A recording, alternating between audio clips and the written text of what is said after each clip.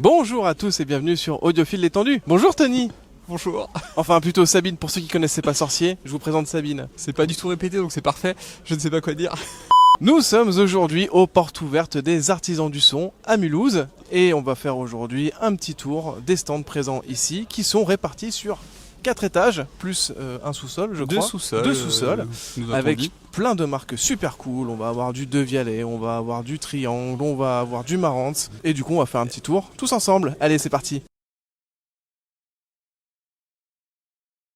Salut Renaud. Salut Jonathan. J'espère que tu vas bien. Très bien, depuis... on s'est vu il y a combien de temps? Il y a 4 semaines maintenant je crois au PAVS. C'est ça, au PAVS, absolument. Et d'ailleurs tu nous avais présenté un casque Meze. Ouais, c'était le 105 AR pour ceux qui suivent les vidéos. Mais ils suivent évidemment. Bah oui. Là aujourd'hui on va pas parler de casque, on va Non. parler d'un autre sujet qui est les cellules. Ouais, c'est dans le domaine 100% analogique pour le coup. Cellules, et on va parler de Anna. Anna c'est quoi? Anna c'est une marque japonaise qui est fabriquée, qui a été conçue en fait en 2015. Une marque récente du coup. C'est une marque qui est très récente, mais qui est adossée à un constructeur qui s'appelle Excel Sound, qui est l'un des fabricants emblématiques de cellules au Japon. Je ne vais pas dire quelle autre marque il fabrique, mais il y a des marques qui sont très connues en France que Excel Sound fabrique. Ok. Il fabrique du MM, il fabrique du MC, donc MM Moving Magnet, donc des aimants mobiles, MC Moving Coil, donc des bobines mobiles. Est-ce que tu peux nous expliquer juste rapidement la différence entre les deux? Alors en deux mots et très brièvement, hop, regarde, on va prendre le petit catalogue, comme ça on va bien voir dessus. Ouais. Cette partie-là qui s'appelle le cantilever. Cette partie-là, en fait, c'est la jonction entre le disque vinyle et le reste de la chaîne finalement, et le générateur. Ce qui se passe, c'est que sur une MM, tu vas avoir au bout de ce cantilever, tu vas avoir un aimant. Cet aimant, il va être entre deux bobines, et le mouvement qui va suivre les sillons, le mouvement de cet aimant va créer un champ magnétique qui va ensuite être amplifié, etc. Ampli, enceinte et musique. Ok. Ça, c'est la MM. La MC, Moving Coil, du coup, est du premier coup. Allez, c'est beau. Moving Coil, du coup, tu as la bobine qui est au bout de ce cantilever qui va bouger entre deux aimants et qui va créer, pareil, le champ magnétique, etc. Tu vas me dire, c'est quoi la différence? Bah ouais. Qu'est-ce que ça change? Ça change qu'une bobine, c'est beaucoup plus léger qu'un aimant. Du coup, c'est beaucoup plus sensible, si je puis dire, au sillon, au groove, en fait, vraiment. Ça va mieux suivre le tracé. Tous les micro-détails que tu vas avoir dans le sillon, tu vas mieux les exploiter, mieux les entendre, mieux les ressentir avec une cellule à bobine mobile. En revanche, le problème, c'est qu'il faut un pré-ampli, Ouais. en général MC, donc qui permet de préamplifier plus fort. Ça mérite d'avoir une électronique plus C'est ça, en fait, plus il faut vraiment exigeante du derrière. matériel plus exigeant. Et donc ici, là, on est sur un modèle MC. Voilà, on est sur du MC bas niveau, donc ça nécessite d'avoir un préampli phono qui soit un petit peu puissant. Ouais. Là, bon, celle-ci, elle demande pas trop de puissance, aux alentours de 100 ohms, c'est amplement suffisant. Ok. Et là, on est sur l'entrée de gamme des hauts de gamme de chez Anna. Donc c'est la Umami Blue, Blue et qui est du coup bleu. qui est, n'est-ce pas? Elle aurait été rose, ça aurait été différent. Ouais, effectivement. La Umami Blue, pour le coup, effectivement, donc c'est l'entrée de gamme des hauts de gamme de chez Anna. Elle coûte 2500 €. Et c'est une cellule qui a pour particularité d'avoir un corps qu'ils ont appelé auricle, qu'on verra en détail avec les images, On fera des petits plans de coupe. qui est en fait inspiré du pavillon de l'oreille humaine. Ça permet d'avoir un meilleur contrôle des vibrations, finalement, au niveau de la cellule, et d'éviter d'avoir des parasitages à ce niveau-là. Deuxième amélioration, au niveau de la plaque frontale, c'est du POM, du POM, donc c'est pareil, des propriétés antivibratoires, des propriétés diélectriques. Tu as quoi d'autre? Tu as un cantilever. Le cantilever, donc c'est cette tige qu'on voit là, qui est généralement en aluminium. Là, c'est du bore. Donc le bore, c'est quoi? C'est un alliage qui a une dureté qui est proche du diamant. Donc plus c'est dur, meilleure sera la retransmission des informations. Et là, sur cette cellule, moi, ce qui m'a frappé, c'est vraiment la finesse, c'est microscopique. C'est microscopique, effectivement. En même temps, il faut vraiment pouvoir aller dans le sillon. Donc quand on regarde un disque vinyle, c'est vraiment tout petit. Donc il faut vraiment pouvoir aller dans le sillon et jusqu'au fond du sillon pour pouvoir en exploiter tous les détails. Là, pour le coup, c'est même, à l'œil, j'ai l'impression que c'est presque plus petit qu'un sillon. C'est même plus petit qu'un sillon parce qu'il faut que ça aille dedans, justement. Et pour la petite histoire, cette cellule-là et sa grande sœur, la Humani Red, ont une taille de diamant, donc la forme du diamant, qui s'appelle Microline. Microline, c'est une taille qui est assez spécifique et qui est très exactement la taille du burin, qui sert à graver la matrice de pressage. Donc en fait, tu exploites vraiment tout ton vinyle avec une taille comme celle-ci, puisque ça épouse parfaitement le sillon. Ok. Est-ce que elle est bleue ici? Elle est bleue. Elle existe que en bleu? Alors oui, ce modèle-ci n'existe que en bleu, puisque c'est le Umami Blue. Oui. La grande sœur, c'est le Umami Red, donc je te laisse deviner de quelle couleur elle est. Elle est peut-être rouge? Elle est peut-être rouge, absolument. Donc elle est effectivement rouge. C'est un code couleur que eux ont sélectionné. Pour la gamme, voilà. On a Voilà. les bleus, c'est une gamme, les rouges, c'est une autre gamme. Exactement, ouais. Ok, est-ce que tu as une idée de la durée de vie de ce type de cellule-là? Alors une cellule MM comme MC, en règle générale, on est sur 1000, 1200 heures quand on prend vraiment soin de sa cellule. Ça peut être beaucoup moins si on ne fait pas attention parce que c'est très très fragile. C'est très fragile et il faut surtout faire des réglages avec beaucoup de minutie et de précision. Il faut être vraiment équipé pour vraiment, je pense, sur ces cellules-là, pour en tirer vraiment la quintessence. Il faut vraiment la régler dans tous les axes, donc c'est-à-dire la hauteur du bras par rapport au disque vinyle, l'orientation de la cellule plutôt comme ça, également comme ça, pour éviter d'attaquer sur trop une un bord. Voilà. Après, tu vas avoir un déséquilibre dans ton son, donc c'est vraiment de l'horlogerie finalement. C'est de l'horlogerie. Ok, super. Eh ben écoute, je te remercie beaucoup, Renaud. Avec plaisir. C'est toujours un plaisir de discuter avec toi de plusieurs produits. Et je te souhaite un bon salon. Et puis Merci. à bientôt. Et puis on va se mettre un petit disque. Hein, Ouais. allez. Salut. Bonjour Loïc. Bonjour, bienvenue. Merci de nous accueillir encore une fois. Donc après le PAVS, on se retrouve ici chez Artisans du Son Absolument. pour parler d'une marque d'enceinte qui est quand même assez iconique, notamment avec certaines enceintes qu'on va voir après, avec Martin Logan. Et donc on a un échantillon des modèles ici présents. Est-ce que tu peux nous en dire un petit peu plus? Alors, absolument. Martin Logan est une marque née au début des années 80 en fait, et qui s'est spécialisée dès le départ dans la technologie électrostatique. Pour en faire en fait la quintessence de l'électrostatique. Plusieurs autres marques existent, mais il est vrai que la marque la plus représentative et la plus iconique, c'est Martin Logan. Bien sûr. Ils ont lancé il y a maintenant une dizaine d'années une série qui s'appelait Motion, qui s'adressait en fait à des gens qui avaient peut-être un blocage avec la présentation des enceintes électrostatiques pour en faire des enceintes un petit peu plus traditionnelles. Et on présente aujourd'hui la nouvelle et la dernière évolution de la série Motion. Ok. Mais également de la série Fondation qui est ici, qui est une gamme un petit peu plus économique, mais le terme peut être un petit peu dévalorisant, mais disons que c'est un produit un peu plus entrée de gamme. C'est le ticket d'entrée. Exactement, le ticket d'entrée. Et l'idée en fait de Martin Logan, c'est de se rapprocher le plus possible du son de l'électrostatique. Donc pour cela, ils utilisent un système surtout de Twitter qu'ils appellent le Motion Folded, qui est ici et qui utilise le même système de film qu'il y a dans l'électrostatique, qui permet d'avoir en fait une grande surface, et c'est aussi appuyé par le guide d'onde qu'on voit un peu particulier sur le devant de l'enceinte. Alors moi je le vois pas, donc je te fais entièrement confiance. Effectivement, donc, sur là la maintenant série je vois mieux. Fondation et sur la série Motion. Alors la série Motion fonctionne avec un système de baffle devant, que n'a pas d'où l'intégration du Twitter un petit peu plus évident que sur la série Fondation. Et donc là on est sur des enceintes qui sont 3 voix, 2 voix et demie. Alors il y a des 2 voix et demie et des 3 voix. Ok. Il y a aussi des bibliothèques. Et il y a également ce qu'ils appellent la XT, c'est-à-dire avec un Twitter XL, d'où le terme XT, qu'on ne présente pas là, mais qui utilise un Twitter encore plus précis et qui permet une plus grande ampleur sonore. Une extension du coup dans le haut du spectre. Et c'est celle-là qu'on présentait notamment au PAVS, la XTF 200. On avait fait du coup une petite vidéo, une vidéo bonus au PAVS. On les retrouvera du coup dans cet épisode-là. Alors moi, ce qui me perturbe entre guillemets sur cette enceinte-là, c'est qu'on va avoir du coup le Twitter qui est en haut, le médium juste en dessous, et après on a un vide avec les haut-parleurs de grave qui sont tout en bas. Est-ce que tu sais pourquoi? Alors dans les différentes fréquences en fait, il y a une isolation entre justement le médium et le Twitter et les graves. Et la construction, disons, maison Martin Logan.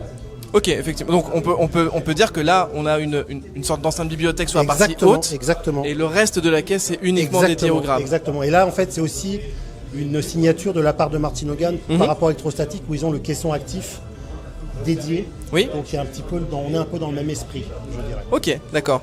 Est-ce que en termes de connexion, on a du bicablage? Alors moi j'ai la réponse parce que évidemment je suis derrière. Alors sur la gamme Fondation, on a du monocablage, d'où le côté ticket d'entrée. Et sur la gamme Motion, on a effectivement du bicablage. On l'a pas dit, mais est-ce que c'est du basse réflexe ou est-ce que c'est du clos? Alors c'est du basse réflexe, oui. Mais Ok. en dessous.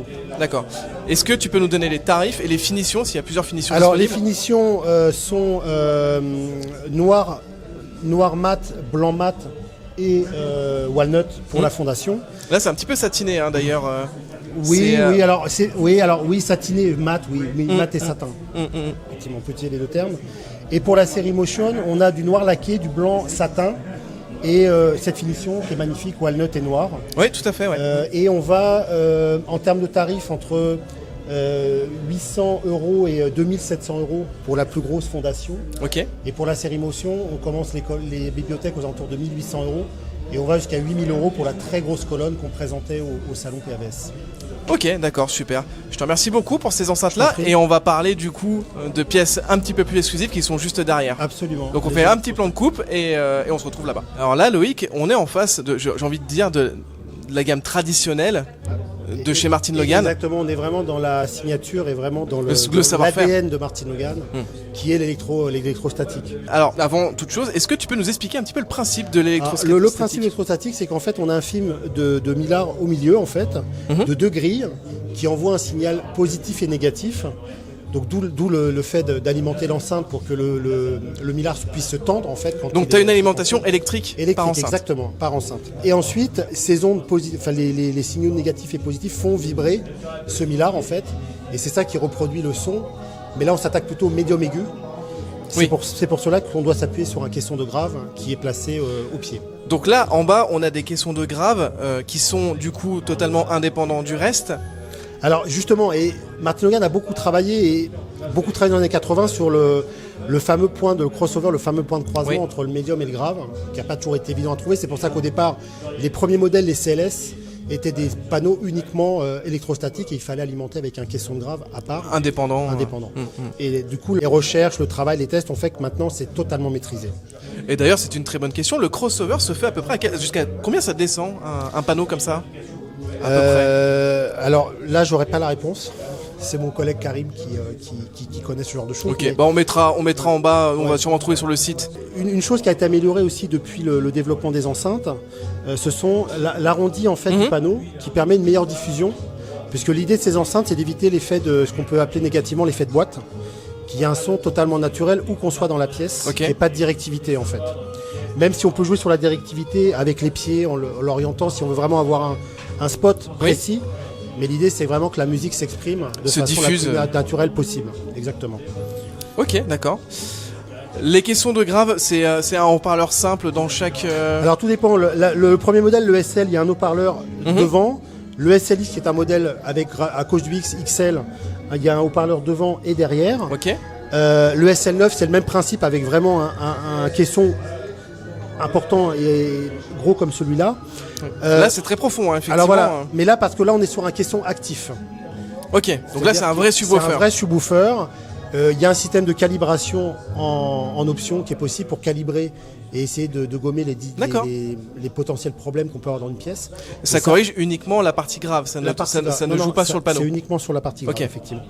Ça évite les effets de résonance, donc on peut les mettre devant des baies vitrées, par exemple, on peut les mettre dans des pièces très difficiles.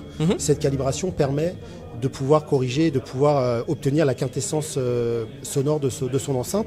Ça partait des modèles ESL 11, ESL 13, ESL 15. Ok. Puisqu'il y a deux gammes, il y a la gamme effectivement avec les caissons passifs et les caissons actifs. Ok.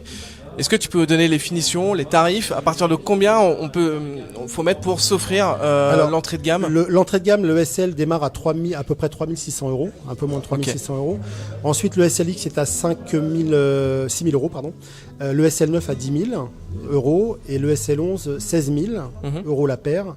Le SL13, nous sommes aux alentours de 23 000 et le SL15, 35 000. Ok, d'accord. Ce qu'il faut bien se rendre compte, c'est que c'est sûrement des pièces très complexes à fabriquer, mine de rien, parce que exactement. C'est très grand. Les panneaux, effectivement, sont très très complexes à fabriquer. Ouais. Chose aussi importante par rapport à la continuité des produits.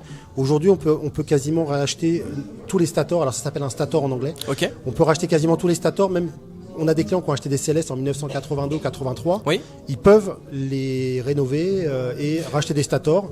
Ok.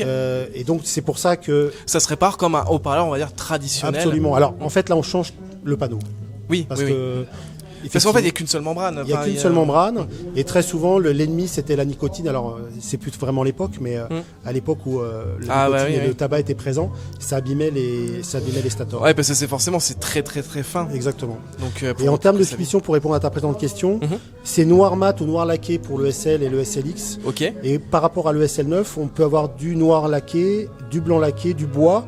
Et il y a même un système avec un nuancier où on peut faire des enceintes à la couleur de son choix. Ok. Alors c'est pas illimité, mais on a déjà fait un rouge Oui. type Ferrari, un bleu pétrole, etc. Donc à partir des ESL9, on peut vraiment avoir la couleur que l'on souhaite. Ok, d'accord. Et j'ai une question toute bête, c'est ça existe en format bibliothèque ou pas? Non, C'est forcément que des c'est colonnes. forcément que des colonnes. Ça a dû exister, alors nous on distribue la marque depuis 2015, Oui. ça a dû exister en 80 ou 90. Mais ça devait pas être très pertinent pour s'ils voilà, sont pas réitérés. les archéologues d'internet pourront peut-être trouver, Oui. mais ça fait très longtemps, si toutefois ils l'ont fait, que ce n'est plus disponible. N'hésitez pas à mettre en commentaire ou même des photos des enceintes en version bibliothèque. En tout cas, Loïc, je te remercie beaucoup. Bah, merci de votre visite. Et puis, on te souhaite un bon salon, bon courage. Et Merci puis, beaucoup. on espère pourquoi pas pouvoir tester Avec grand plaisir, des Martin Logan. avec grand plaisir pour vous faire découvrir cette incroyable enceinte. Moi, je suis tombé amoureux sur une démo à Las Vegas une fois et j'ai eu la chance d'être devenu le distributeur. Donc C'est des concepts vraiment particuliers alors, qui existent depuis plusieurs années. Maintenant, c'est connu, mais mine de rien, on n'en aura pas non plus partout. Et c'est très intéressant. Et c'est une proposition différente. Je te remercie, Loïc. Merci et à beaucoup. bientôt. Merci, à bientôt. Bonsoir, c'est Frédéric Perriot de Sonoro. Donc on est présent aux portes ouvertes des artisans du son pour la première fois, donc c'est une joie pour moi. Je voulais vraiment vous remercier, Audiophile Détendu, pour le magnifique reportage que vous avez fait sur la marque. Permet de faire connaître plein de nos nouveaux produits au public français, sachant que Sonoro est une marque très importante sur le marché allemand. Et c'est important effectivement de vous avoir pour pouvoir faire parler des produits. Donc merci à vous. Je voulais vous parler un petit peu plus du reste des produits, parce qu'en fait, ce que fait Sonoro, ce sont des produits pour chacune des pièces. Donc on a d'abord démarré en fait notre activité par des petites radios. Puis au fur et à mesure que nos revendeurs nous ont demandé en fait de nouveaux produits parce qu'ils étaient séduits par notre approche, on a donc d'abord la radio Easy, le Elite en fait qui remplace en fait tout le segment des mini chaînes que pas mal de marques ont arrêté de faire et qui est un produit très très vendu par très malin parce qu'on a un système de diffusion frontale qui permet facilement de ranger ce type de mini chaîne dans une bibliothèque. Et puis après on va avoir les bébés Meisterstück qu'on va avoir avec le Primus, qui est sans doute un de mes 2 ou 3 produits préférés de Sonoro, parce qu'on a sur un gabarit très compact, on a le même caisson de base qu'on a sur le Meisterstück, et là on est à 700 € sur le Primus. Donc si effectivement l'écoute de CD n'est pas prioritaire, le Primus est vraiment un super rapport qualité-prix. Et après on va sur Prestige, qui va effectivement rajouter la partie CD. Le Stream, qui est aujourd'hui notre best-of en France, qui permet effectivement de découvrir l'ADN Sonoro, avec des offres à 229 € chez l'essentiel de nos revendeurs. Et puis, on va finir sur Oscar, qui est le chouchou absolu. C'est un produit qui a été développé donc, par Marcel Faller pour son père, qui est un amplificateur vocal pour la télé, donc qui permet à des personnes ayant quelques soucis auditifs de pouvoir enfin entendre le son de la télévision. C'est un succès phénoménal en Allemagne et donc c'est pour moi important de pouvoir vous le montrer. Il faut surtout l'essayer et puis le faire essayer à quelqu'un qui a un problème auditif. Généralement, c'est des produits qui font partie du quotidien très rapidement. Voilà, je vous remercie beaucoup. Je peux rien dire du coup. Et t'as fait la démo toute seule, c'est parfait. C'est parfait. Je ne sers plus à rien. Non, pour le coup, beaucoup de produits chez Sonoro. Donc, pour rappel, quand même aux gens, on avait testé le Meisterstück Gen 2. Donc là, on a parlé des enceintes all-in-one, on va dire. Voilà. Mais Sonoro, ça s'arrête pas là. Non. On a aussi d'autres produits. On a des platines. Ouais. On a des enceintes passives spécialement faites pour notre gamme d'amplification. Ouais, qu'on avait testé Voilà, sur la chaîne. Testé. Il y a les slim qui vont être plus petites et qui vont avoir encore plus de rendement. Donc on en avait parlé. Et puis surtout, franchement, pour moi, en fait, pour quelqu'un qui veut découvrir l'ADN Sonoro, le fait de passer sur la radio stream est vraiment très très bien parce que ça permet de voir en fait tous nos éléments de design et la promesse sonore. Donc vraiment, si vous voulez tester l'ADN Sonoro, testez d'abord stream. Parce que salle de bain, cuisine, donc un environnement effectivement de produits fait pour chacune des pièces. Tu peux donner un tarif pour 269 € sur stream, ça c'est le prix de vente conseillé. C'est le ticket d'entrée chez Sonoro? C'est le ticket d'entrée sur les Easy à 249 €. Ça mais là il est à 229 jusqu'au 31 décembre. Ok, c'est l'essentiel de nos revendeurs. Question bête, mais est-ce qu'il y a une batterie intégrée, quelque chose? Sur des radios où il y a le support du Wi-Fi, il est rare en fait qu'il y ait des portables, qu'il y ait des batteries à l'intérieur parce que c'est une grosse consommation d'énergie. Là, c'est un produit dédié pour la salle de bain et la cuisine, donc tu n'auras pas de batterie. Sur la radio Easy, tu as une batterie. Cette batterie, elle est directement amovible. Elle est amovible. Voilà. Donc, ce qui veut dire en fait que le produit a une durée de vie en fait au final assez importante. Puisque les batteries sont remplaçables. C'est des batteries, c'est des piles ou C'est des piles rechargeables. Ok, d'accord. Ok. Donc, et en plus, on a un petit rétroéclairage derrière, super joli. Ce qui permet effectivement de se balader la nuit pour écouter la radio. Ok, d'accord. Et donc là, on a les petites enceintes qui sont. Alors nous, on avait testé les gros modèles. J'avais testé les Orchestra Gen 2. Là, c'est les Orchestra Slim. Qui sont. J'aimerais bien vous les faire tester d'ailleurs. Ah bah écoute, avec grand plaisir. À l'occasion, n'hésite surtout pas. Mais ce qui serait assez dingue, c'est de voir avec le Oscar. Qui est une enceinte vraiment dédiée pour rendre le son du son téléviseur intelligible. Exactement. Et il y a une success story autour du produit. Le développement du produit a été génial. C'est le papa de Marcel en fait qui a demandé à son fils un produit en fait dédié pour ça. Ok, super. Et bah écoute, aujourd'hui donc on a compris que Sonoro, le ticket d'entrée, on était aux alentours de 249 €. 249. Jusqu'à des pièces comme l'amplificateur qui est à 2000. Qui est à 2000, mais par contre qui est all-in-one, c'est-à-dire qu'on a lecteur CD, on n'a plus besoin d'acheter de tuner, on a plus besoin lecteur d'acheter de lecteur CD. On a un tout en un couteau suisse qui coupe. Et qui est un super produit qu'on avait testé, qui est en classe D, qui fait 2 fois 150 watts de mémoire. 2 fois 180 180 et bah, en plus. Et non, vraiment, c'est un produit qu'on avait bien apprécié. En tout cas, je te remercie beaucoup, Fred. Et puis on te souhaite un bon salon, bon courage. Ouais, merci. Sous la neige en plus. Allez, à bientôt. Salut. Salut Jonathan. J'espère que tu vas bien. Ah, je vais très bien. Ah bah écoute, ça va très bien. On est chez Cabas, donc forcément ça va bien. Alors ici, tu as un échantillon de la gamme Cabas. Oui. Avec quelques belles pièces, mine de rien. Donc je te laisse la parole pour nous présenter la gamme ici présente chez les artisans du son. Bah écoute, effectivement, on est ravis cette année d'être chez les artisans, comme chaque année. Donc on a fait le choix cette année de présenter 4 solutions complètement différentes.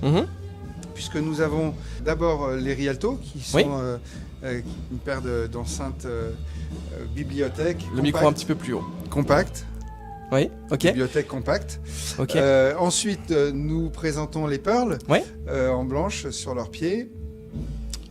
Également notre meilleure paire d'enceintes colonne, les Murano Alto, qui sont drivées par cette ampli, lampe 240S, qui intègre toutes nos technologies, mais dans un format plus traditionnel. Donc c'est Abyss, c'est ça? Oui, alors il a changé de nom. Eh ben je ne savais pas. Ok. Il a changé de nom très récemment. Donc maintenant son nom de code est AMP 240S. 240 pour 240 watts total, c'est ça? Exactement. Ok, d'accord. 4 ohms. C'est la même chose en termes d'amplification que l'ancien modèle. Parce que nous on avait testé Abyss. Absolument. Ok, donc c'est le même produit qu'Abyss. Tout à fait. Il embarque les mêmes technologies, les mêmes réglages.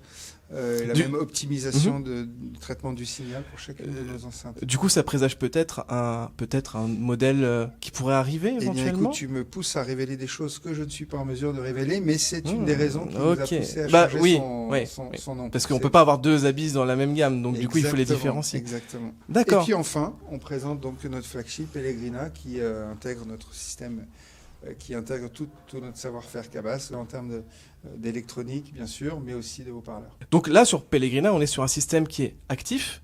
Oui. Et donc on a un haut-parleur, c'est un peu la marque de fabrique de la maison, c'est le haut-parleur coaxial. Absolument. Et donc là, on a quoi sur Pellegrina comme type de haut-parleur devant? Écoute, Jonathan, nous sommes sur un quadricoaxial, c'est-à-dire que nous avons à l'avant, caché derrière la grille de protection, le TCA, qui est notre tricoaxial très fameux chez Cabas, Oui. puisque c'est le même que tu retrouves dans la Baltic 5, Oui. tout simplement. Oui, oui. Tweeter, médium et bas médium. Et ensuite, tu as un HP de grave de 30 cm à l'arrière, en carbone. Magie du pas direct, j'ai changé de sens.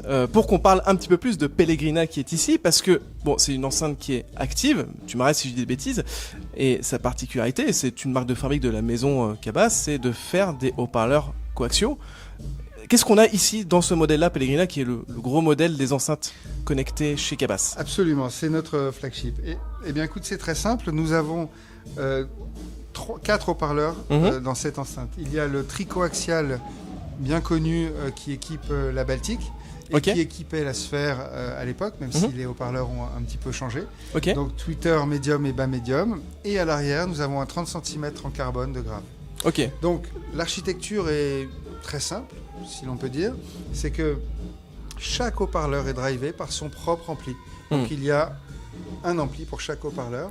Et l'évolution depuis la Sphère avec la Pellegrina aujourd'hui, c'est que nos ingénieurs ont réussi à intégrer cette section amplification et à la dissimuler dans le socle qui est en bas. Là, on a toute l'amplification, enfin, je veux dire même toute l'électronique qui est dans le pied, y compris alimentation. Absolument, on aurait pu faire le choix d'intégrer ça dans des boîtes.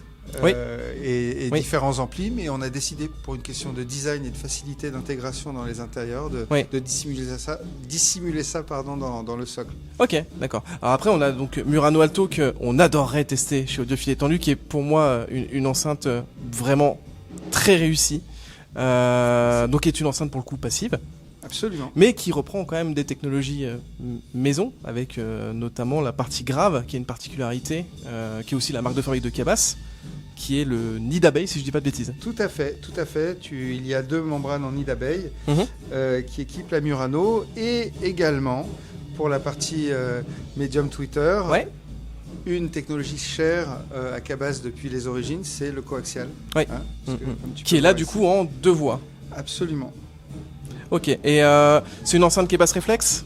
Non, oui, tu as bien sûr, et tu as la possibilité à l'arrière, via un bouchon, d'adapter sa position, et donc en fonction de la position des enceintes dans la pièce par rapport au mur arrière. Et c'est intéressant parce que c'est une manière, je dirais, passive d'adapter le son à la pièce. Mais à l'intérieur de l'ampli, lampe 240S qui est juste derrière toi, ici, eh bien tu as la possibilité, il embarque de nombreux réglages, et tu as la possibilité, via l'application Cabas Stream Control, d'indiquer où sont placées tes enceintes dans la pièce. Effectivement, nous, là, quand on l'avait testé, on peut dire à quelle position est le canapé par rapport au mur arrière. Et de mémoire, il y a des filtres deep. Absolument. Tu as de nombreux réglages. Tu peux régler la position d'écoute. Tu peux indiquer la position des enceintes dans la pièce, plus proche du mur arrière ou plutôt avancé. Et puis surtout, tu as effectivement un traitement du signal, DSP, numérique, adapté à chacune de nos enceintes. Donc il est capable de piloter n'importe quelle enceinte du marché, bien sûr, mais il a un profil spécifique pour chacune de nos enceintes. Alors nous, à l'époque, quand on l'a testé, il y avait un certain nombre d'enceintes Cabas. Est-ce que les modèles compatibles ont évolué ou pas forcément? On reste sur les mêmes modèles. Nous, on l'avait testé il y a à peu près 2 ans maintenant. Oui, alors on a récemment développé un traitement du signal avec nos 2 petits satellites EOL 4 et le caisson Lipari, ce qui permet de bénéficier d'un 2.1 très performant et très discret, qu'on peut imaginer sur un banc télé autour de l'écran. Voilà. Mais nous n'avons pas intégré de nouvelles enceintes. Aujourd'hui, toute la gamme actuelle est intégrée et couverte. D'ailleurs, ça fait une super belle transition pour parler des modèles qui sont juste derrière ici, parce que on a donc là, ce sont les modèles qui sont en écoute, mais on en a d'autres qui sont juste là. Et d'ailleurs, il y a une petite boule par terre. Et oui, bien sûr. Je crois que c'est un caisson. Alors, absolument, c'est le Pearl Sub. Je te propose qu'on aille le voir. Avec Tony, on va faire le tour. Eric, on a aussi chez Cabas une particularité, ce sont des enceintes sphériques. Et on en a quelques échantillons ici. Et d'ailleurs, ce sont des modèles qui sont passifs. Totalement passifs, ce sont des satellites. Il y a 2 modèles aujourd'hui qui sont exposés, la Yo et la Riga. Il existe un 3e qui est la Baltique. On en a parlé tout à l'heure, puisque les 3 haut-parleurs de la Baltique, le TCA, c'est son nom de code, est intégré à Pellegrina. Le caisson de graphe qui est ici, il est fourni de base avec les enceintes ou pas? Absolument pas. Ok. Voilà, tu peux acquérir ces enceintes pour composer notamment un cinéma à la maison. Mais avec ce caisson qui s'appelle le Pearl Sub, donc il s'intègre à la collection Pearl, on a voulu, exactement comme on l'a fait avec notre ampli 240S, on a intégré à l'intérieur un traitement du signal optimisé pour chacun de nos satellites. D'accord. Ok. Donc ici, il y a les Io et les Riga dont j'ai parlé, mais également il existe les Baltiques. Il suffit dans l'application de sélectionner le satellite, la paire de satellites qui a été raccordée, et le signal est optimisé, la bande passante, et en fonction des propriétés physiques des haut-parleurs. Ok, donc tu veux dire que tu as un 240S dedans? Alors, c'est pas exactement ça, okay. Parce que en fait, à l'intérieur, ce n'est pas juste un subwoofer. Hein. Il y a une membrane de 25 cm en carbone pour un parfait rayonnement qui est dirigé vers le sol. Il y a la connectique à l'arrière qui permet de raccorder non seulement les enceintes, mais également une source en analogique ou en numérique. Oui. Mais il y a aussi un DAC et un streamer. Et les amplis qui permettent à la fois 3 amplis, un ampli de 1000 watts pour driver le HP de Grave, et ensuite 2 amplis de 350 watts chacun qui pilotent l'enceinte droite et l'enceinte gauche. Donc c'est plus puissant que Abyss. C'est plus puissant que Abyss, absolument. Ok, d'accord. Et donc ce caisson-là, on peut le marier à n'importe quelle enceinte du coup de la gamme. Absolument. On a même créé des profils pour allier ce caisson avec nos bibliothèques. Ok, donc ça marche aussi avec la bibliothèque. Ok, absolument. D'accord. Ok, mais j'avais pas cette information. Pour moi, ça s'était arrêté vraiment la gamme Sphère de absolument pas. Okay. Non. Et dans l'application, tu peux connecter donc une paire de Murano, qui est une paire de bibliothèques, la petite sœur, on va dire, des Murano Lato dont on a parlé tout à l'heure. Qui marche aussi super bien. Et avec ce caisson, on aura une performance acoustique optimisée grâce au traitement du signal. Ok. Est-ce que tu peux nous donner une indication de tarif à peu près aujourd'hui chez Cabas, si on veut s'équiper avec un système Cabas, ça commence à peu près à quel prix et ça peut aller jusqu'à quel tarif pour les plus beaux modèles? Si on ajoute Rialto et notre ampli, on va dire, on a aujourd'hui une vingtaine de solutions différentes pour équiper sa maison. Donc des pièces de taille différentes, à des budgets différents. Donc on va vraiment de 1 000 € à 30 000 € les Pellegrina. Et à l'intérieur de ces 2 montants, on a vraiment une gamme très complète. Voilà, donc je peux aujourd'hui les prix, mais bon, Rialto, on est sur une paire d'enceintes compactes à 3 000 €. Voilà, les Pearl, on est sur la paire à 6 600 €, etc., etc. Donc on a vraiment des formes très différentes pour plaire et intéresser tout le monde, finalement. Hein. Certains préfèrent les formes traditionnelles classiques, d'autres plus contemporaines.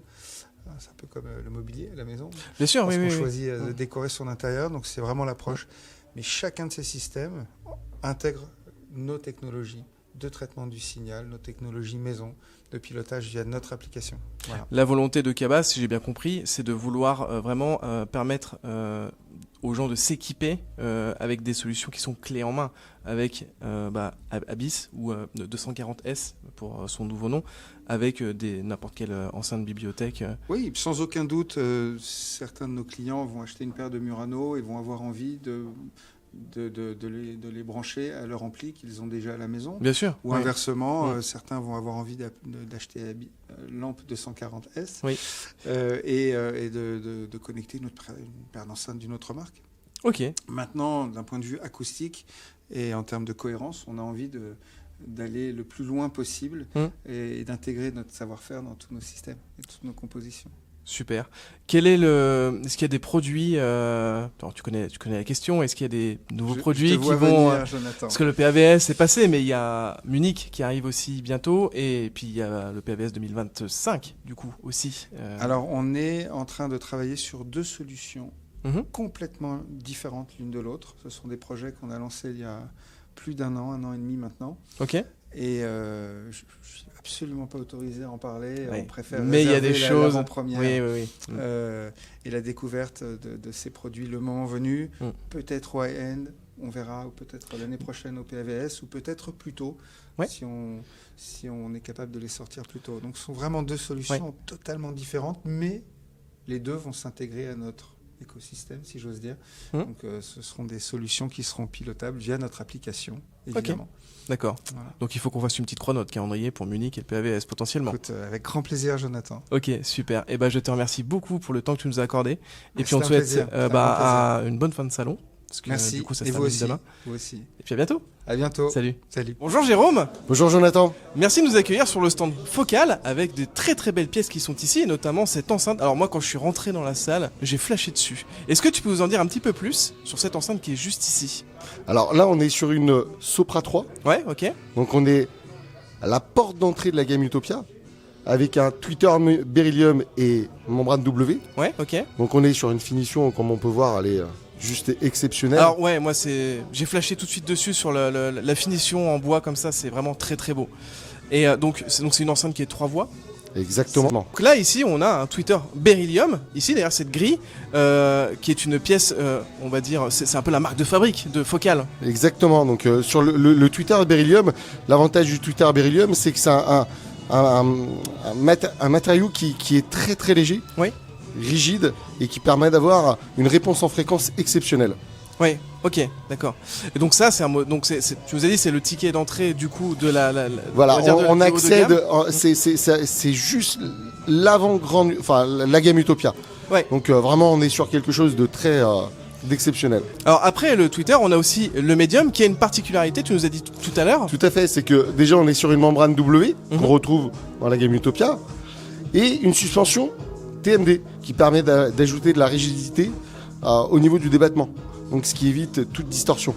Ok, d'accord. Donc c'est un profil spécifique qu'on retrouve sur cette enceinte et sur les modèles du dessus aussi. Alors, on le retrouve sur cette enceinte, Oui. mais ça nous a permis justement de le développer sur d'autres modèles de la gamme. Ok, d'accord. Et après, donc on a la partie grave qui est juste ici, qui est peut-être Ok. un peu plus traditionnelle ou pas du C'est- tout. Non, pas plus traditionnel, mais on est déjà sur un woofer en 21 cm. Ouais. Et toujours pareil avec la suspension, donc une grosse suspension, et puis une membrane en W. Est-ce que tu sais ce que c'est comme matière pour la membrane? C'est tout simplement du Roissel. Ok, pour le médium aussi d'ailleurs, je pense. Pour le que médium c'est- aussi. Ouais, ok, d'accord. En termes d'amplification, est-ce qu'on a la possibilité de bien amplifier cette enceinte ou c'est pas forcément nécessaire et on a un seul bornier? Elles sont pas bien amplifiables. Non, Ok, du tout. d'accord. C'est uniquement à partir de la gamme Utopia. Ok, ouais, en même temps avec effectivement tous les, il y a quand Exactement. même. Alors pas toutes, mais oui. Ok. Et est-ce que tu as des chiffres à nous donner, notamment la bande passante des enceintes et admettons l'efficacité? Alors si mes souvenirs sont bons, on descend aux alentours de 34 Hz Mhm. et on monte jusqu'à 40 kg. Ok, d'accord. Bah dû au beryllium pour le Twitter. Exactement. Est-ce que tu as l'efficacité de l'enceinte? La sensibilité, tu veux dire? Oui. 91 dB. Ok, d'accord. Et du coup, je suppose qu'elle est aussi basse réflexe? Oui, tout à fait. Ok. On a les vents qui est juste dessous là. Ok, donc ça rayonne à 360. Exactement. Est-ce que tu as une idée du tarif à nous donner, notamment les finitions Alors, il y en a beaucoup, mais Alors, donne-nous il y a- quelques-unes. Il y a deux tarifs. Il y a le tarif sur tout ce qui est la finition noyée. Ok. Et après, on a un autre tarif sur la finition peinte. Donc Ok. on a plusieurs Donc finitions quand on a une disponibles. finition en bois comme ça, évidemment, c'est un peu plus cher. Exactement, parce qu'il y a un peu plus de c'est travail. plus noble. Mhm. Ok, d'accord. Et puis en plus, on a une belle plaque de verre par-dessus. C'est vraiment des très très très belles enceintes. Elles sont juste magnifiques. Et puis encore plus sur cette finition Lightwood. On a une version bibliothèque qui existe de ce... Oui, la Sopra 1. Ok, d'accord. Et ça monte jusqu'à la Sopra, 3. donc qui est celle-ci. Qui est celle-ci. Et on a la Sopra 2 à La côté. Sopra 2 qui est juste là, d'ailleurs dans une finition assez atypique. Brown concrète. Malheureusement, c'est une finition qui est finie. Ok. Ah bah toutes les bonnes choses ont une fin. Exactement, tout à fait. Je te remercie beaucoup en tout cas pour plaisir, le temps Jonathan. que tu nous as accordé. Et puis on espère pouvoir tester un jour ces produits d'exception, parce que c'est vraiment du très très bel ouvrage. Avec plaisir. Bonjour Riwal. Eh ben bonjour à toi. C'est très marrant parce qu'on est à Mulhouse et tu es breton, je suis breton, des bretons expatriés, c'est incroyable. Et oui, ça fait Et plaisir aujourd'hui- d'avoir un breton à Mulhouse, Bah un ouais, deuxième ouais. breton on va dire. Et en plus on va parler d'une marque qui n'est pas du tout bretonne, qui est plutôt Non. anglaise, C'est ça. avec ici Kef. Exactement, Kef, donc une marque un petit peu mythique dans l'univers de l'hi-fi, puisque Mhm. c'est une marque de 1961, donc vraiment une ancienne marque de l'hi-fi. Donc pour le rappel, Kef ça veut dire Kent Engineering and Foundry, donc Kent c'est le canton du Kent qui est situé à 40 km de Londres à peu près. Bah, Donc tu on vois, est on en apprend vraiment, tous les jours. Et on est là pour ça, hein, Ouais, si ça ouais. peut faire plaisir bien longtemps. Et donc, sur les enceintes que tu as devant toi, tu vas avoir un petit peu deux univers Mhm. très chers à Kef. Donc, sur celle-ci, c'est une référence 3 Meta qui est une enceinte traditionnelle hi-fi, donc Oui. fabriqué en Angleterre, donc dans la pure tradition hi-fi, c'est avec tout le savoir-faire de Kef, d'accord. Et juste à côté, on va retrouver une famille qui commence vraiment à être très très connue du grand public, Ouais. avec un univers connecté, d'accord, un univers amplifié, avec la fameuse LS60. Oui, qui d'ailleurs il y a eu une collaboration avec Lotus. Bien vu, Dans une exactement. très belle finition. Et voilà, au c'est demeurant. une édition spéciale sur le code couleur Lotus, donc avec Oui. un vert et une dorure qui est chère à Lotus. Et on va retrouver donc cette fameuse LS60 qui vient célébrer le 60e anniversaire de Kef, Ok. tout comme sa petite sœur qu'on appelle alors, la fameuse LS50 Wireless 2, qui vient fêter le 50e anniversaire de Kef, tout simplement comme son nom l'indique. Effectivement. Voilà. Que de logique. Et oui, Parfait. au moins c'est sobre, c'est efficace et ça marque les esprits. Carrément. Tout à fait. Alors, la particularité aussi chez Kef, c'est notamment ce haut-parleur. Tout à fait. Voilà. Bien vu. C'est le fameux UniQ, donc chez Kef, qui a subi beaucoup de modifications, beaucoup d'améliorations. Donc là, on est sur une dernière génération d'UniQ Oui. avec la fameuse technologie Meta. D'accord ? Est-ce que tu peux nous en dire un petit peu plus sur Meta? Avec plaisir. Pour faire très très court, l'idée de Meta, c'est simplement un alliage qui va avoir des propriétés d'absorption physique, d'accord ? Ok. Et c'est un disque un petit peu comme un labyrinthe qui vient se fixer derrière évidemment le haut-parleur, donc on ne le verra pas, Oui. et qui va venir absorber toutes les fréquences nuisibles, néfastes, qui rentrent dans l'enceinte. C'est-à-dire Ok. qui vont derrière les ondes que nous on entend devant Oui. et qui vont entrer dedans. Et l'intérêt, c'est qu'on va éliminer 99% des fréquences au-delà de 620 Hz.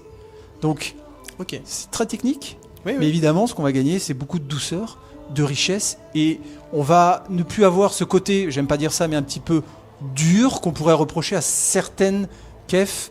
Là, on a vraiment un côté très très doux, très Oui, harmonique. oui. très Ça musical. évite les effets de caisse et tout ça, de résonance. C'est exactement ça. Ouais, ouais. C'est exactement ça. Donc c'est ce fameux technologie méta que tu vas retrouver donc derrière l'UniQ, d'accord, que tu as ici sur un aigu et un haut-parleur de grave de 13 cm. Sur une LS60 et sur une référence 3 méta, tu vas le retrouver sur le médium aigu. Donc là, Ok. c'est un aigu et un médium. Et encore une fois, un aigu et un médium. Ok. Donc par contre, la différence, c'est la taille du médium, je suppose. Même de l'aigu, en fait. Oui. L'aigu aussi est différent. Voilà. Ok. Selon la gamme, on va avoir un dôme un petit peu plus imposant, donc pour une enceinte un petit peu plus puissante, Oui. évidemment plus musicale. Le médium également va suivre cette tendance. On va avoir un diamètre de médium en aluminium plus élevé pour aller encore plus loin dans la résolution du système. Donc tu as répondu à une de mes questions, c'est de quelle matière est faite la membrane? C'est de l'aluminium. On travaille beaucoup avec de l'aluminium, ouais. Y compris sur les woofers? Tout à fait. Ok. La force de l'aluminium, Mhm. c'est qu'on va avoir une membrane fine, mais très dynamique, avec beaucoup de richesse, beaucoup de détails, et on va l'utiliser vraiment dans l'ensemble de la gamme Oui. sur nos boomers. Tout à Ok. fait. On parle un petit peu de la passive. Avec plaisir. Est-ce que tu as des caractéristiques techniques au niveau des chiffres, notamment peut-être la puissance admissible, la bande de fréquence? Alors Ces là, choses-là, est-ce que tu as des infos? Si t'en as pas, c'est pas grave. De tête, je les aurais pas. Ouais, ok. Il y a Ah pas de non, souci. ça va être trop. En termes de, est-ce qu'il y a de la biamplification possible sur ces enceintes? Tout à fait. Mhm. Tu as en fait un bornier qui est très très bien fait, c'est que tu vas avoir une biamplification possible. Ok. Et dans le cas d'une biamplification, tu as en fait simplement des petites vis qui viennent se tourner pour désolidariser le bornier du haut du bornier du bas. Ok, donc t'as pas de strap. C'est intégré dans l'enceinte C'est directement. exactement ça. Ok. Donc c'est très bien usiné, c'est très qualitatif.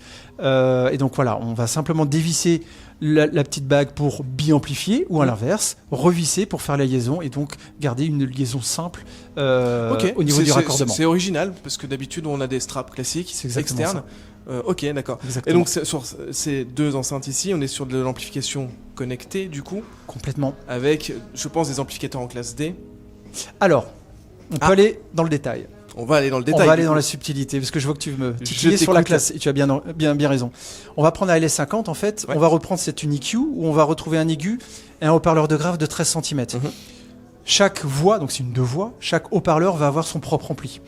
Donc pour aller dans le détail, tu vas retrouver un amplificateur de classe AB sur l'aigu qui va développer 100 watts, D'accord. et un amplificateur de classe D sur le boomer d'une puissance de 280 watts. C'est ok, d'accord. Donc c'est une amplification hybride. On peut dire ça, c'est Ok, tout à fait d'accord. ça, une amplification hybride, et on va vraiment dissocier l'aigu du médium grave avec sa propre amplification. Et tout ça va être piloté par un DSP Mm. qui va mesurer et contrôler les signaux Mm. il va asservir le haut-parleur pour qu'on ait aucune distorsion lors d'écoutes relativement forts. Ça Ok, va, d'accord. il n'y aura jamais un bruit de haut-parleur. Tu sais pourquoi ce choix technique? Bah, en fait, alors il y a plusieurs raisons, mais je pense que vraiment la raison principale, c'est de pouvoir proposer au public, aux consommateurs, qui simplement veut écouter de la musique, veut avoir un système très très simple. On va permettre d'exploiter très facilement les maximums de capacité acoustique et physique des haut-parleurs à travers notre savoir-faire, à travers les amplis, à travers les DSP. Cette version de LS50 existe en version passive, où tu vas rajouter ton ampli. Maintenant, l'ampli que tu vas ajouter, il va jouer. Maintenant, si tu joues trop fort, peut-être que le haut-parleur va arriver à saturation. Dans cet esprit, c'est impossible. Parce que le DSP va faire une sorte de garde-fou et va jouer le maximum de possibilités du haut-parleur pour donner le maximum de grave et le maximum de puissance possible sur cette enceinte. Et c'est exactement la même chose, parce que tu allais me poser la question, sur la LS60. Parce que la particularité de la LS60, pour aller dans les chiffres exactement, c'est que tu vas récupérer une voix supplémentaire. Là, on est sur du 3 voix parce qu'on a les haut-parleurs de grave qui sont sur le côté. C'est exactement ça. Donc, pour aller dans les chiffres et pour t'expliquer pourquoi on a mis les haut-parleurs de grave autour du médium aigu. Donc, en termes de chiffres, on va récupérer 100 watts en classe AB sur l'aigu, 100 watts en classe D sur le médium et 500 watts répartis sur les 4 boomers en classe D. Exactement. Ok, donc il y a vraiment un choix de proposer de la classe AB sur le haut du spectre. Oui, parce que on va dire en hi-fi, la classe AB a beaucoup de vertus, et évidemment une vertu vraiment musicale. Sur les très hautes fréquences. Oui. Il y a beaucoup de fabricants qui utilisent des amplis très haut de gamme et qui utilisent la classe AB. La classe A, c'est une classe différente, très gourmande d'énergie. Et pas forcément pas optimale pour ce type de produit-là. Non. C'est déjà étonnant de proposer de la classe AB dans ce genre de produit, c'est très rare. C'est très rare. Tout à fait. Et pourquoi nous avons disposé en fait le médium aigu devant et de part et d'autre 4 boomers.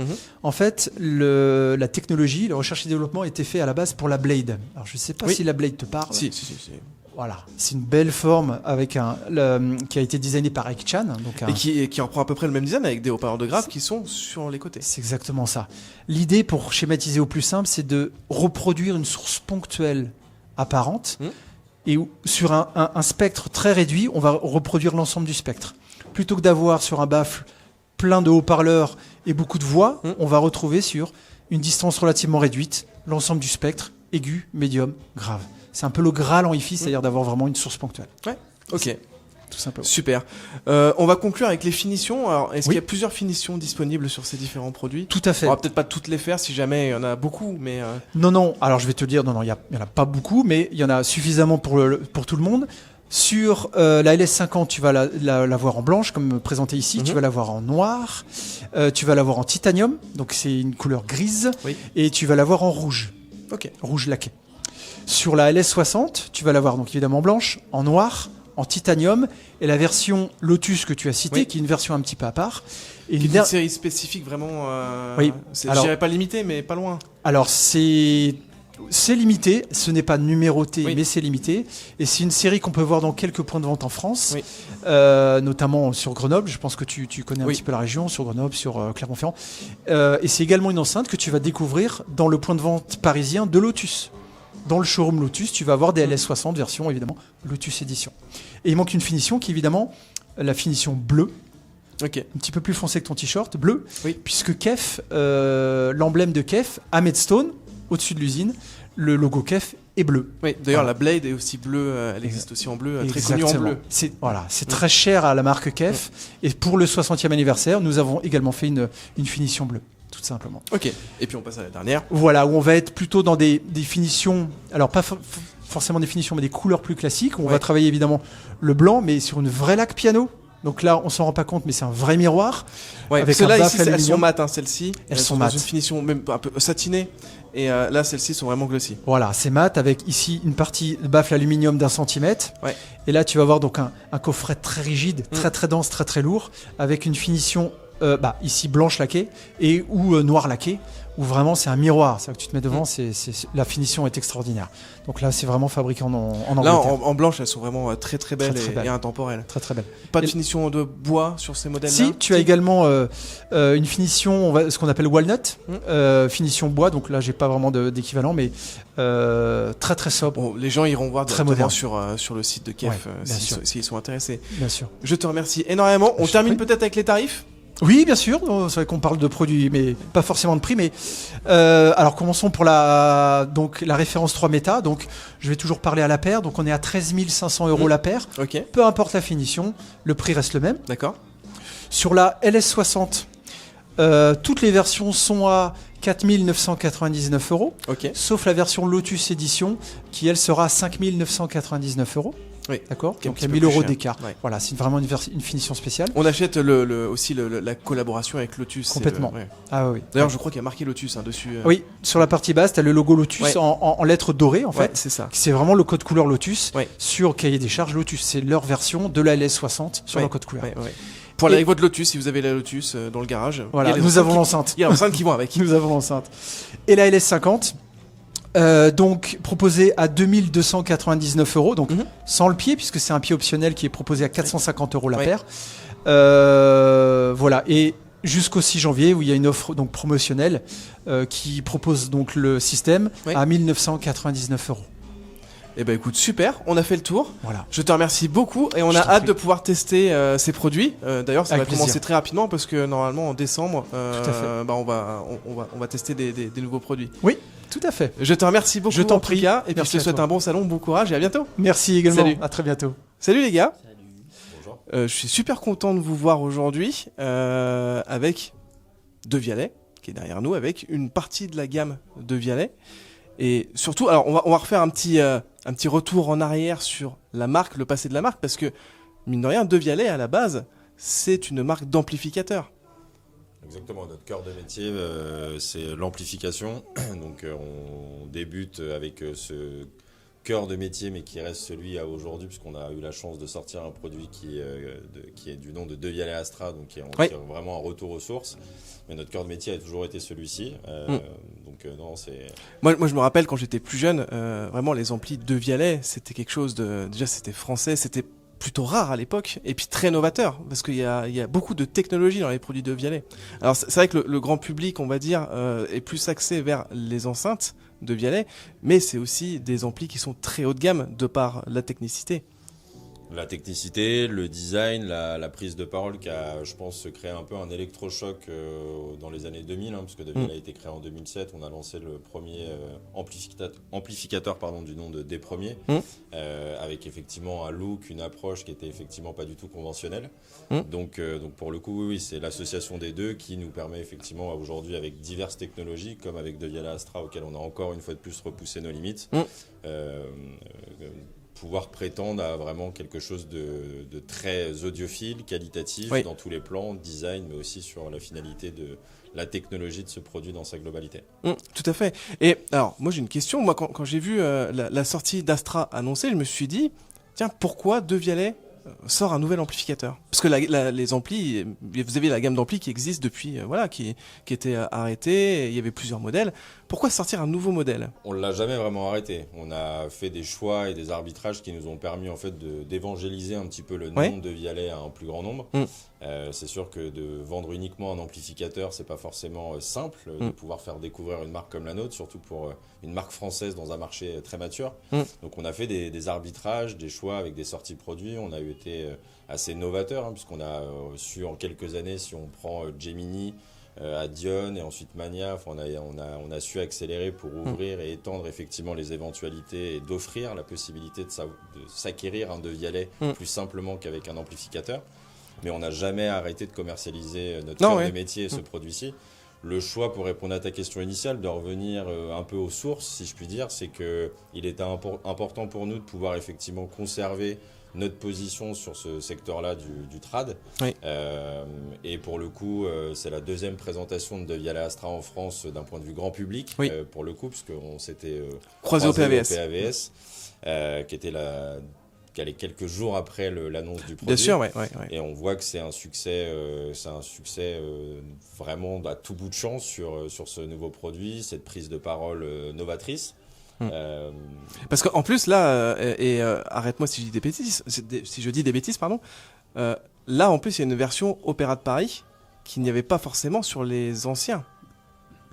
Ouais, je pense que c'est une collaboration qu'on a depuis 2017, si je dis pas de bêtises, avec l'Opéra de Paris. C'est hyper important pour nous de l'avoir et de le démontrer sur tous les produits parce que c'est quelque chose c'est une fierté d'avoir le savoir-faire français, donc autant en acoustique que finalement sur les finitions et les touches design.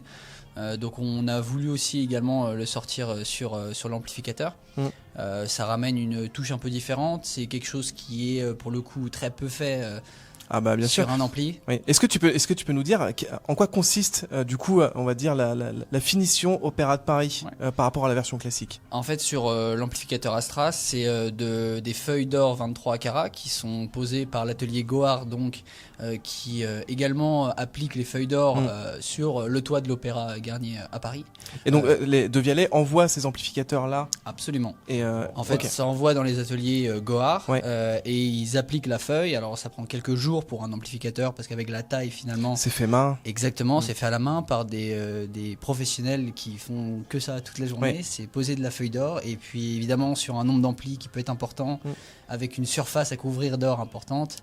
Voilà, avec le vernissage en plus pour éviter et pour le maintien de la feuille sur l'ampli évidemment. C'était une vraie contrainte c'était une vraie contrainte puisque déjà avec Phantom 1 quand on a débuté cette collaboration avec l'atelier Goard, c'est déjà très spécifique, très nouveau pour les ateliers Goard. Là, de venir repousser un peu plus leurs limites en posant sur un amplificateur, parce que du coup, l'une des technologies phares, c'est l'ADH, l'association de la classe A et de la classe D. Du coup, on a effectivement on va avoir un ampli qui va générer de la chaleur. Donc, poser de la feuille d'or, pour le coup, manuellement et sur un ampli, c'était assez...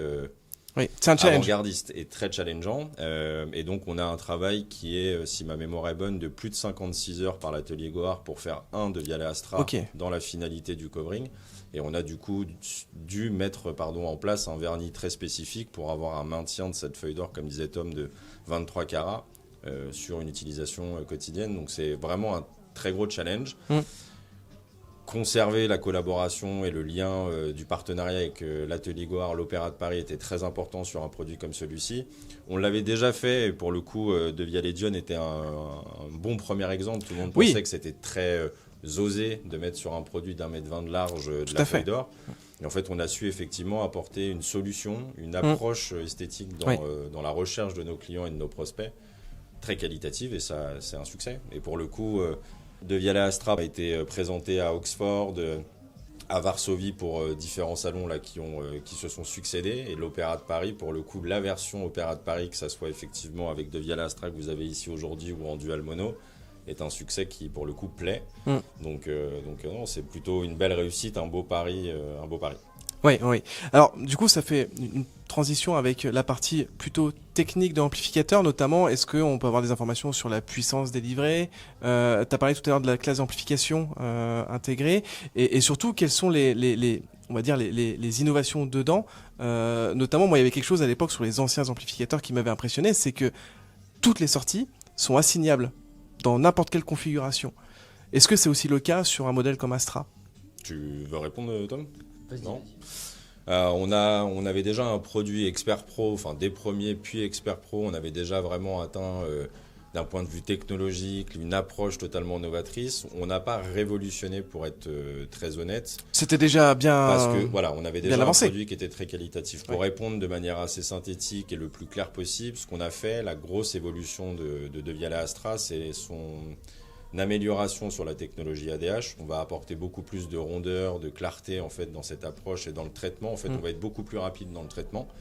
On a eu un travail fait vraiment significatif sur toute la partie configurateur, donc qui permet d'être plus clair aussi pour le client, accessible depuis le smartphone, qui n'était pas le cas à l'époque, la tablette. Oui, avant, il fallait se connecter en web sur... Voilà, avec effectivement un ordinateur, on avait quand même certaines contraintes. Bon, après, vous me direz, une fois que la configuration est faite, on n'y revient pas censé y revenir, mais on a pas mal d'évolutions qui sont, une fois de plus, pensées pour que l'expérience utilisateur soit vraiment à son paroxysme. On peut créer divers profils de configuration, pouvoir passer de l'une à l'autre.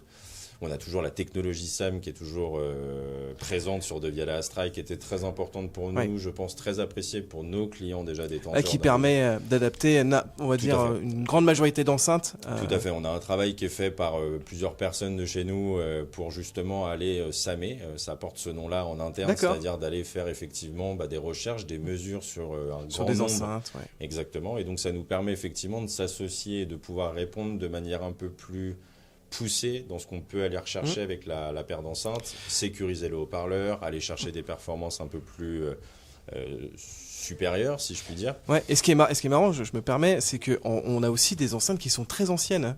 C'est pas forcément des modèles qui sont actuellement au catalogue.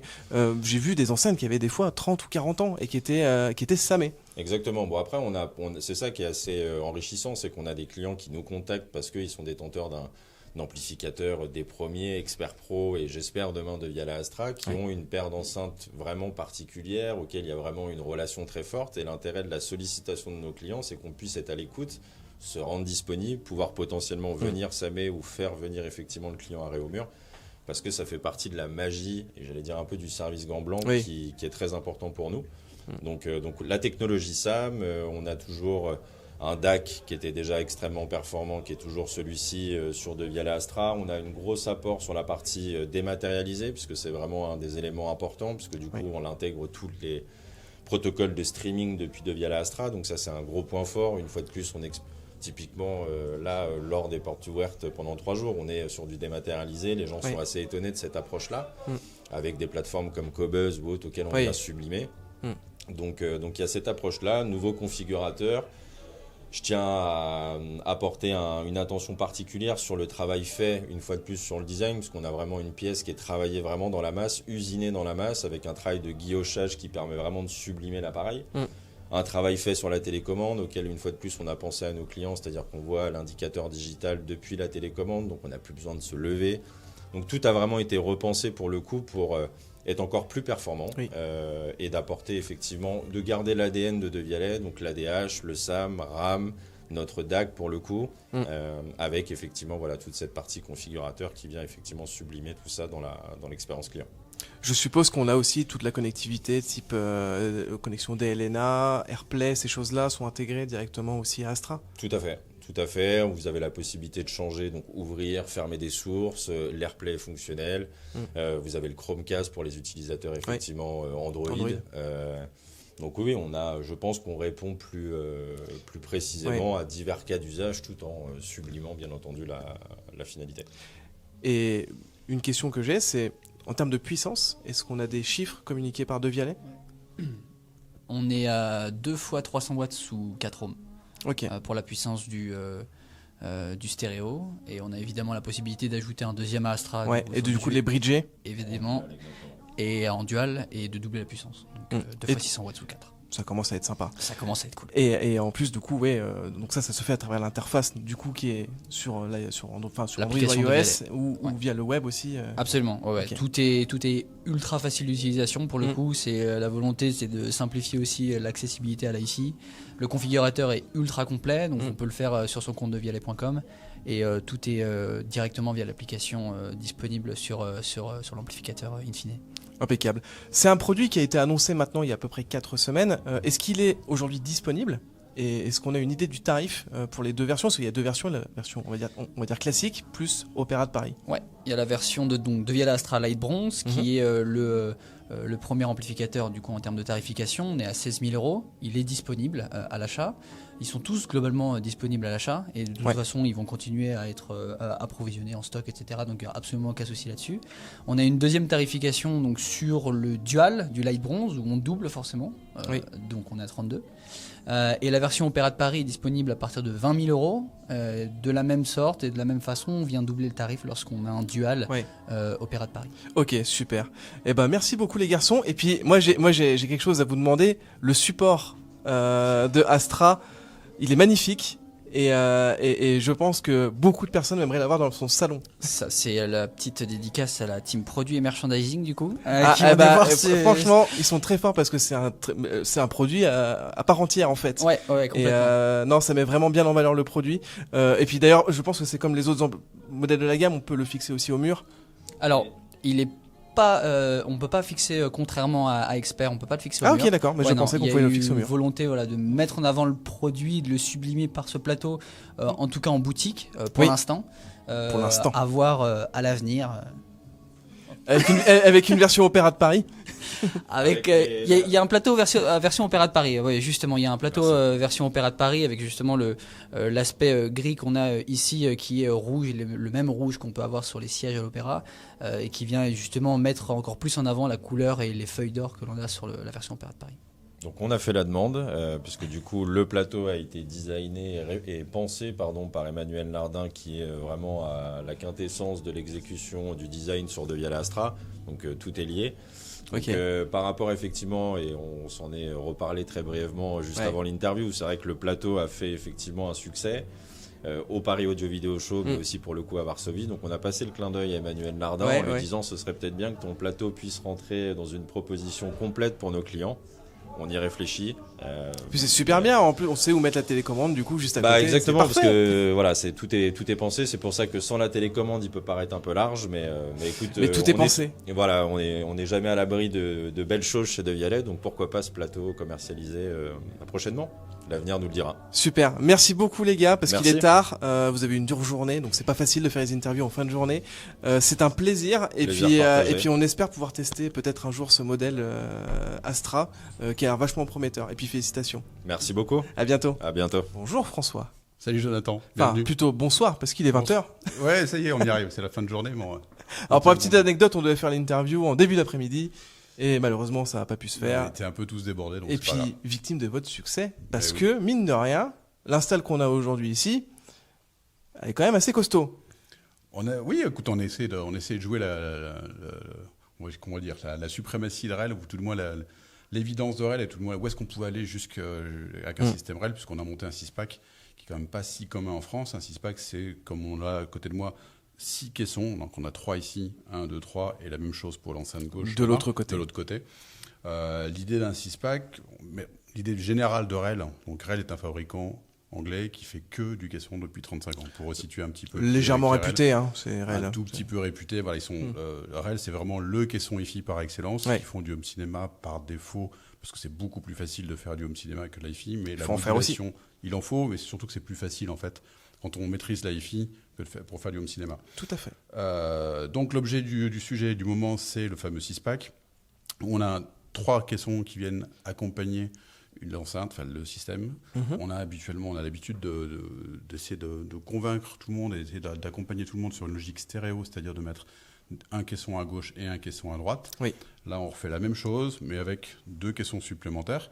Pour faire simple, le caisson qui est tout en bas vient vraiment étendre la plage de fréquence de l'enceinte. On vient vraiment chercher le sous-bassement, le très très très très très bas. Ok, donc tu veux dire que le caisson du bas n'a pas forcément les mêmes fréquences que les deux autres. Exact. Ok. Les 3 caissons sont réglés de manière totalement différente. Ok. Le caisson du bas vient vraiment agrandir autant que possible la plage de fréquence de Ouais. l'enceinte. Mhm. On vient vraiment chercher de tout ce que l'enceinte sait faire tout en bas. Ok. Le caisson intermédiaire, lui, vient accompagner le haut du grave et un petit peu le médium. Et en sens inverse, le dernier caisson, lui, vient accompagner le tweeter. Pour faire simple, pour faire donner une image, on va dire que c'est comme si imagine, tu es dans une rivière en train de nager. Ouais. Tu nages dans le sens du courant. Mhm. D'un seul coup, nager, ça devient beaucoup plus facile. Ouais, Et là, tout à c'est fait. exactement ce qu'on sait faire. En fait, on vient créer cette vague, on vient exciter les molécules dans l'air Mhm. par le fait du caisson en haut. Et ce qui fait que derrière, le tweet ou le medium tweet, ils sont portés par cette vague. Et donc, à l'écoute, vous avez pu l'expérimenter tout à l'heure. Oui, oui. On a quelque chose de très 3D, un côté très, très, très dimensionnel, très 3-dimensionnel, très tridimensionnel, je vais y arriver. Il est 20h, c'est normal. Ok. Et qui vient vraiment porter tout ça. quoi. Ouais. Et moi, ce qui m'a choqué quand on est rentré dans la salle pour écouter, c'est que on s'attend à avoir un grave vraiment démonstratif, peut-être même un peu trop, alors que c'est pas du tout le cas. Ouais, c'est exactement ça en fait. C'est très doux en fait. C'est très doux. Alors, Enfin, il y a quand même de l'attaque. On Mais je veux dire, on sait le faire, mais justement, alors c'est peut-être aussi, on joue ce côté-là dans nos démos, c'est-à-dire qu'en fait, parce qu'on a 6 caissons, on s'attend à y avoir une vague de graphes bien sûr. colossale. Ouais. Parce que évidemment on sait faire, ça c'est pas très compliqué quand on a la chance d'avoir tout ça, c'est pas le plus sorcier de le faire. Par contre, en sens inverse, sur nos démos, effectivement, tu as pu le voir, on va jouer des morceaux de violon, des morceaux de clavecin, des morceaux plutôt et ça, c'est classiques ou jazz, et où en fait on montre en évidence le corps, on va dire la mise en scène, le volume qu'il y a autour de chaque instrument. Ouais. Une guitare, en fait, elle va jouer dans un certain volume, et c'est ce volume-là qu'on vient chercher par le ou les caissons. Ça vient vraiment, on va dire, étendre la réponse des enceintes et ça vient pas se rajouter. On vient compléter l'enceinte et en fait l'effet il est de mettre en évidence, c'est-à-dire que le caisson souvent j'appelle ça les bases, les fondations d'un système hi-fi. On vient poser le reste du système qui derrière donne toute la liberté au système pour s'exprimer. Et du coup on se retrouve avec les plans qui sont, on avait tout à l'heure, quand à l'écoute, on avait des plans qui se mettent en route les uns derrière les autres. Là où quand on enlève des caissons, on a l'impression que le système il est coincé un peu, il est enfermé dans les enceintes. Et dès qu'on met le caisson, donc la vague que procure le 6-pack, cette notion de 3D en fait, vraiment de profondeur de champ qu'on n'a pas du tout quand on enlève les caissons. Et moi j'ai une question qui me vient là, c'est tu disais qu'ils étaient réglés différemment, c'est le crossover qui est réglé différemment? Ou ça va plus loin que ça? Les différentes étapes quand on constitue un 6-pack. Le plus important, déjà, on oublie l'enceinte. Comme tout système hi-fi, on fait très attention, et je note que malheureusement pas mal l'oublient. C'est d'abord, on privilégie la position et de vraiment caler l'enceinte. Une fois que l'enceinte est parfaitement en place sur le système, on vient ajouter le premier caisson qui est tout en bas, qui encore une fois est l'extension de l'enceinte. On se raccorde, comme j'ai envie de dire tous les REL, pour ceux qui ne connaissent pas, on se raccorde en haut niveau, c'est-à-dire qu'on vient se mettre exactement sur les mêmes borniers haut-parleurs que l'enceinte, pour être sûr d'envoyer exactement le même signal au même moment. Donc à partir de là, on vient raccorder le premier caisson, qui lui est réglé extrêmement bas, et en fréquence et en niveau. Donc il bouge très peu, il vient vraiment faire l'extension de l'enceinte. Ok, donc il y a aussi en niveau, il y a une modification du niveau. Ouais, du niveau, parce qu'en fait on a donc encore une fois une logique de volume, savoir à quel niveau on vient le faire jouer, et de fréquence de coupure. Le second, lui, il est réglé légèrement plus haut, et en fréquence et en volume. Mais à nouveau, il vient chercher plus dans l'enceinte. Et le dernier, tout en haut, à nouveau, un peu plus haut, et en volume et en fréquence. Donc les trois sont vraiment réglés totalement différents. Il y a une vraie symétrie par contre entre la gauche et la droite. Oui. Voilà. Les gauches-droites sont réglées de la même manière, mais on a vraiment un réglage très différent du haut vers le bas. Est-ce qu'on ne serait pas devant les premiers caissons 3 voix? Un petit peu. 3 voix en plus, c'est quand même vraiment l'idée du 6-pack, c'est de venir accompagner typiquement ce genre d'enceinte. On a eu plusieurs fois dans la question, et pourquoi vous êtes limité à... Enfin, quel est l'intérêt déjà de se mettre à 6? Pourquoi pas 4 simplement, ou simplement pourquoi pas 2? Ce que je recommande d'abord, c'est à la rigueur de commencer avec 1. Le premier caisson vient vraiment, et le plus, quand on installe 6, le plus efficace, le plus pertinent. On en met 1 et ça vient vraiment combler ce qui peut éventuellement manquer et vraiment agrandir le système. On arrive à le faire sur les gauches et droites avec un seul caisson. C'est vrai que c'est important pour les gens qui nous regardent. Le but n'est pas de rajouter du grave, c'est de l'étendre. C'est ça. On joue pas véritablement plus fort dans le grave. Alors, quand on en met un deuxième, en fait, finalement, le niveau de grave est baissé sur les deux. Donc les deux jouent moins fort. Mais on remplit beaucoup plus. Donc quand on en met 2, un gauche et un droite, on vient vraiment agrandir, encore une fois, cette largeur, profondeur et hauteur de scène sonore. Par contre, quand on doit monter encore, quand on est à 2, on passe pas à 4. De 2, on va directement à 6. Parce qu'en fait, vu que l'intermédiaire, donc celui qui est ici, et celui tout en haut de la pile, correspond en gros dans le médium et l'aigu, si on n'en mettait que 4, par exemple, ça sous-entendrait que l'aigu, on le porterait moins. Donc du coup, on va se retrouver avec un creux et une efficacité moindre dans le haut du spectre. Donc on passe systématiquement de 2 à 6. Ok, d'accord. C'est assez. Je ne connaissais pas ce type de config. C'est totalement unique. Je connais personne d'autre que REL qui fasse ça. Une autre question qu'on nous a posée et qui peut être intéressante, c'est pourquoi on se limite à 3 et pourquoi on n'irait pas à 4, peut-être même à 5. Concrètement, on peut le faire. Ils sont stackables, j'ai envie de dire, à l'infini. Par contre, l'effet, quand on en met plus, c'est qu'on se retrouve avec une espèce de boule de grave qui vient du plafond et qui correspond en fait juste à rien. Et celui-là, il est comme par hasard. Au niveau du Twitter, bien sûr, c'est ce que j'allais dire. Garde vraiment cette logique de ce que je disais tout à l'heure. Je pense que l'image est vraiment bonne. De dire j'ai un courant et en fait, par ce courant, je porte le reste et ça permet vraiment d'emmener tout le reste du système. Ok. Est-ce que tu peux donner des chiffres, notamment sur la taille de haut-parleur, la puissance de chaque caisson? On peut. Le système qu'on a présenté aujourd'hui est basé sur un stack de 6 S812. 812, c'est 800 watts, 12 pouces. Ok. C'est facile à se souvenir. Très simple. C'est une solution qu'on a choisie et accordée par rapport à l'enceinte avec laquelle on joue aujourd'hui. Maintenant, chez REL, le catalogue REL est suffisamment grand. On a des solutions avec des petits T0, des T5, T7, etc. On a vraiment une très grande et une profondeur de gamme très, très établie. Si on avait des enceintes plus haut de gamme encore, on pourrait encore aller chercher des numéros 31, numéros 32, qui sont des caissons avec des charges closes, qui sont encore plus précis et plus efficaces que cela. Mais on a vraiment une logique de s'accorder. Et encore une fois, d'accompagner l'enceinte au plus proche de ce qu'elle sait déjà faire d'elle-même et de mettre le caisson en rapport à ça. Ouais, tout à fait. Ouais. Et puis sachant que comme ils jouent pas, on va dire fort entre guillemets, parce qu'ils sont 3. Du coup, ça permet d'avoir un meilleur contrôle de la membrane aussi. Ouais, il y a clairement cette idée-là. Ouais. Super. Est-ce que tu peux nous donner une idée du tarif de ce type de configuration-là chez REL ? Celle-là, les caissons sont à 3 550 € pièce. Encore une fois, c'est une configuration, donc x6. Donc on est à un peu plus de 20 000 € pour accompagner au jour d'aujourd'hui une paire de BW qui est à 28 000, 31 000 pardon.